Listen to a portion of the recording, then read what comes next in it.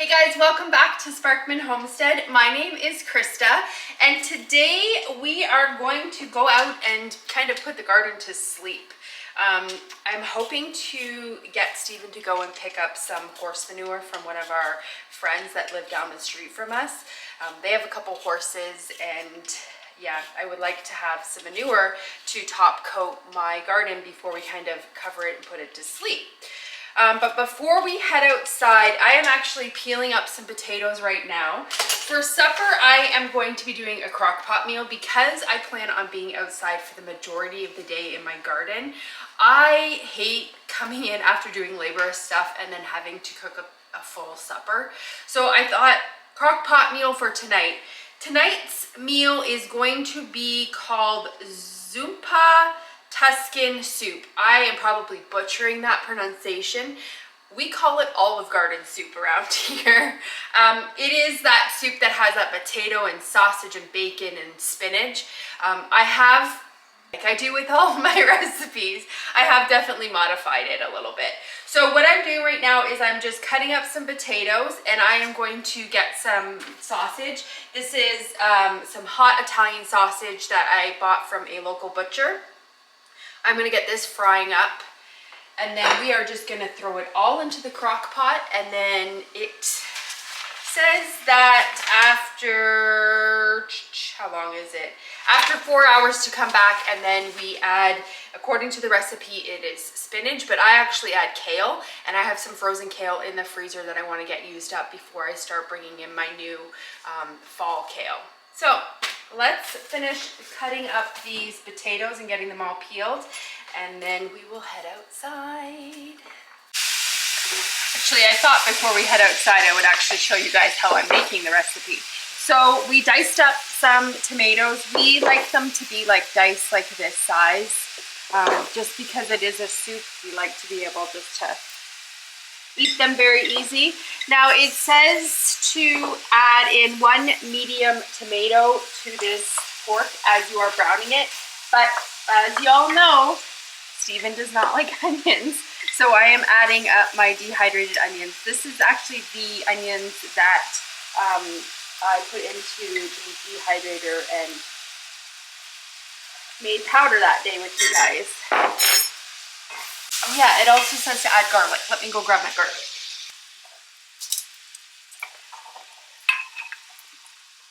Okay, so it calls for 2 to 3 cloves of garlic, so I'm just gonna add probably like a heaping teaspoon of garlic. I just want to make sure that this gets completely browned up.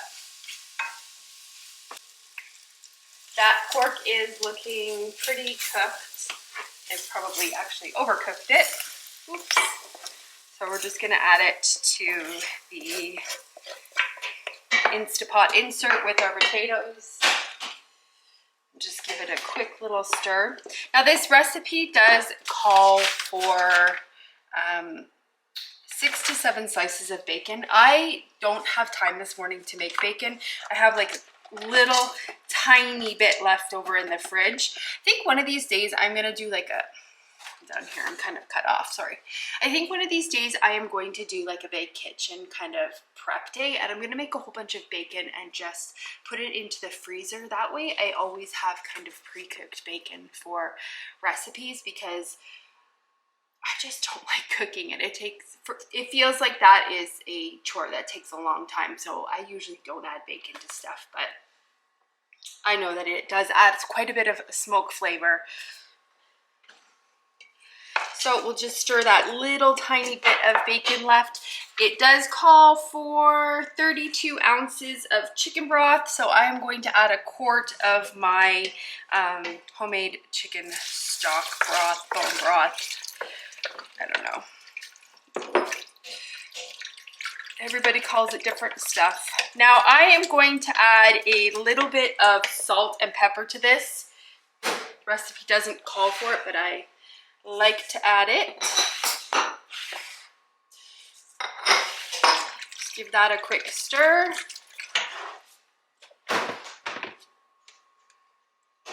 It gives you a couple of different options for this recipe. You can cook it on low for 5 to 6 hours or high for 3 to 4 hours. So what I'm going to do is I am going to do low. So I'm going to hit the slow cooker button on here, and it is set on less, which is low. And then I am going to put it for 6 hours. Put the lid on it. Leave it in the venting position, and it is good to go. So we are going to come back after the 6 hours, and we are going, sorry, just let it beep first. We are going to come back after the 6 hours, and then we are going to add spinach, and we are going to add some cream to this, and then we are going to cook it for another 30 minutes. So now we are ready to head outside. What we want to do is we want to remove these cow panels and T-posts over here and just like pull out like any of these plants. Actually not pull them out. I'm going to cut them from the bottom and leave the roots in. And then we're going to come and take that little hoe thing and just kind of give it a rough topping. And then we'll put our amendments on top of it. All that Steven's doing is he's just coming and he's taking all of the zip ties that we put to help hold it up. Just taking those off, and then we've got to take those metal things off too. I have a pail over there for garbage. There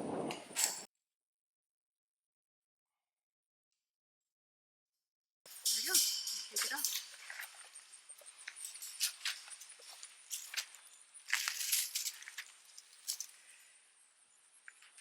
I'm also just going through and picking up all of these little tags that I had as markers in here because I don't want them in here.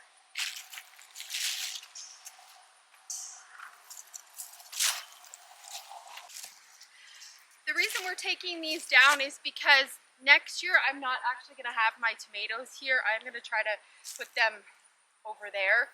And also I need to be able to get in and lay that tarp down, and I can't have any T-posts to kind of put the tarp around, so I want to get these out.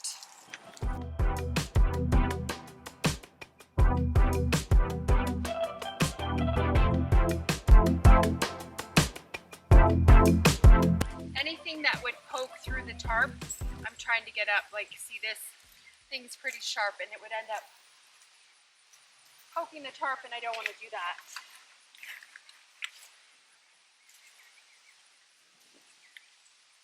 I'm going to make a pile of compost stuff over there. It's like all of these things. I can leave them.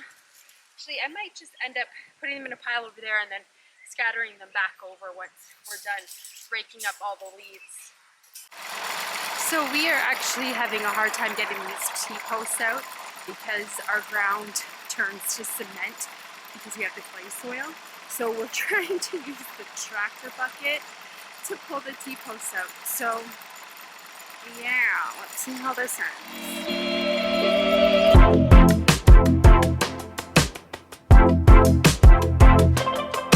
worked! Okay, so I think we're going to do that for all of them because yeah, I'm actually ending up bending them trying to pull them out.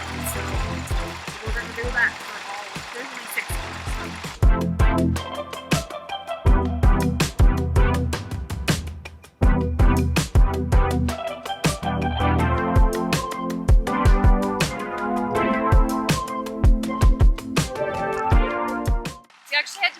That because the tractor just got a leak in the hydraulic line, so back to pulling them out with our hands. It's just running the hand hoe through it pretty quickly.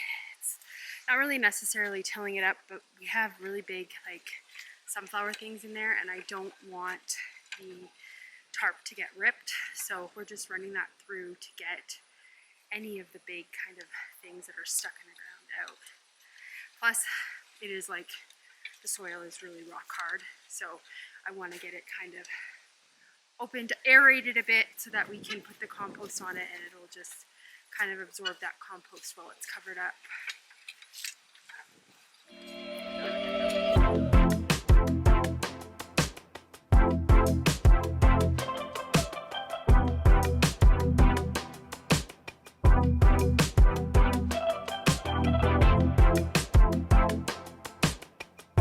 We didn't have such bad weed pressure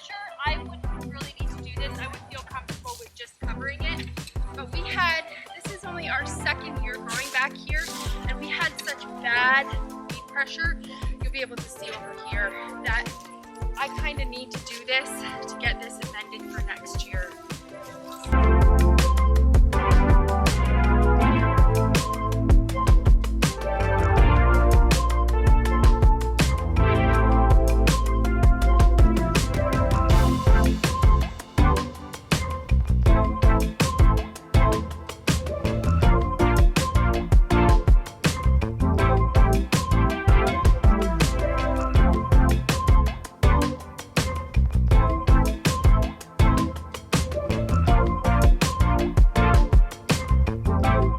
This is what it's looking like so far back here.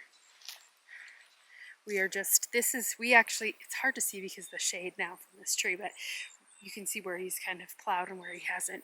I've had this tarped for 2 seasons, and then this is all the other ones.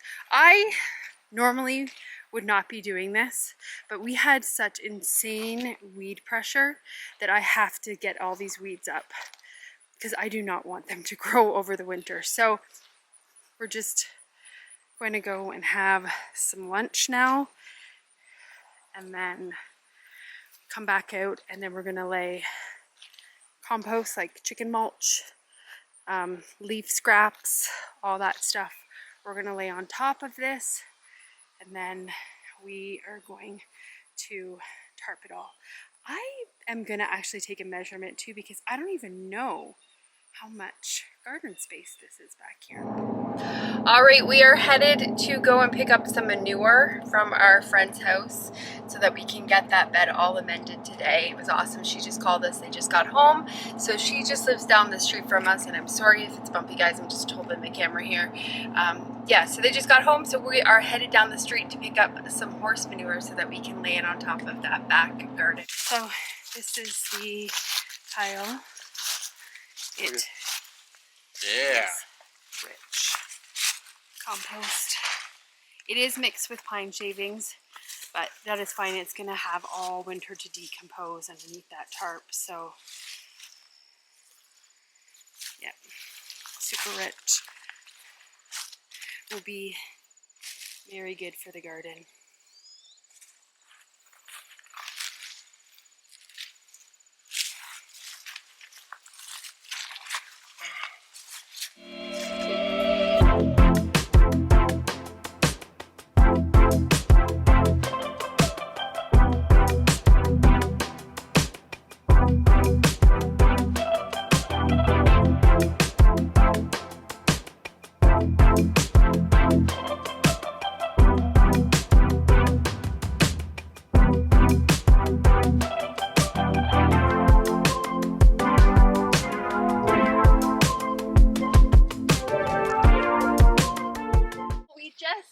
Finished laying all of the compost down.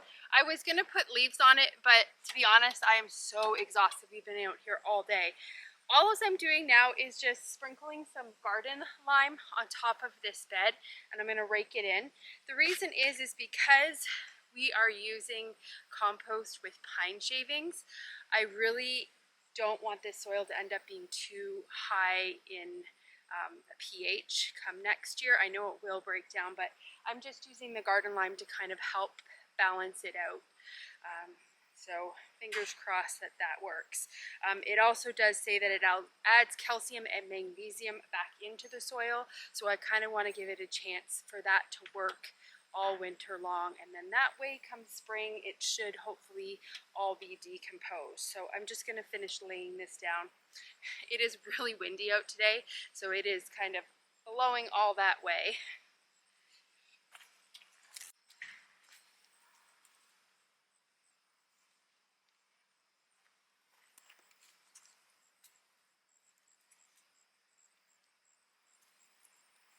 This is a garden hack that I have been doing for the last couple of years on my back garden. I get this stuff. It is just in the paint section at Walmart, and it is $12.16, and it is a 3.5 mil plastic, and I just covered my garden with this, and it works perfect. So this is the tarp that I got from Walmart. It is just a plastic sheeting, and I've used this for a couple of years now to tarp my garden, and it works really, really well.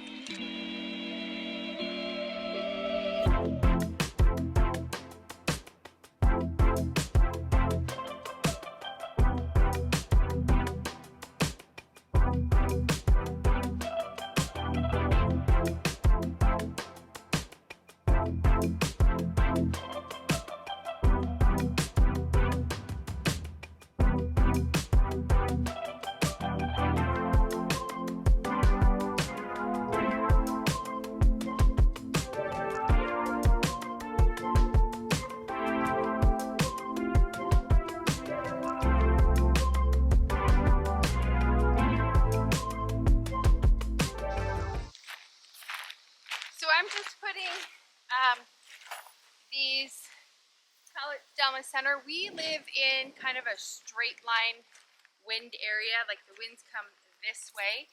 And from past experience, I've learned that you have to have stuff kind of on top of, like we are stapling it down into the ground, but you need to kind of have a little bit more reinforcement because the wind here just rips these things right out of the staples.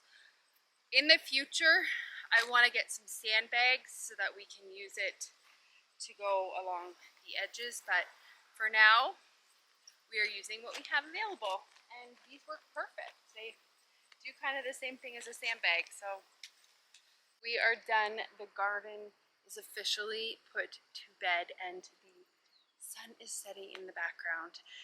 It was a very, very long day. I am sad that it's put to sleep, but I am definitely happy that we got the job done. So we ended up measuring it when we were done with laying the tarp down, and it is 74 by 19. So my hope is to have it at least kind of like round numbers, so I kind of want to expand it so that I have at least 100 by 20. So next year I am going to end up tarping it probably a little bit more on this end, just to bump it out a little bit more there and bump it out a little bit more this way, but that is for next year to tarp. But I will show you guys what it looks like. Again, because of the wind that we get, we have to make sure that there is stuff on top of it.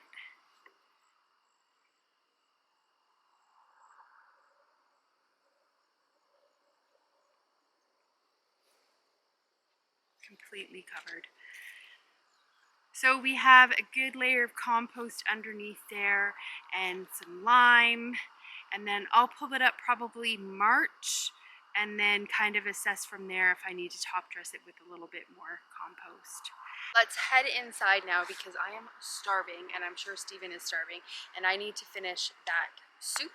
I need to add the kale in still and add the cream, and then it's got to cook for another 30 minutes, but that'll give us time to kind of clean up because we are disgusting from being out here all day.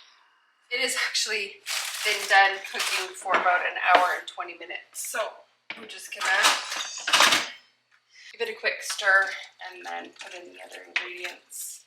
Everything is definitely cooked in here. So it calls for 3 cups of baby spinach. But again, I'm going to use some frozen kale that was from my garden in the spring. Calls for 1.5 cups of half and half. I don't have half and half, so I am going to use 3/4 cup of this heavy cream and then 3/4 cup of my whole milk. The cream, because I like it to be a little bit more richer. Half and half. And then we're just going to add this in.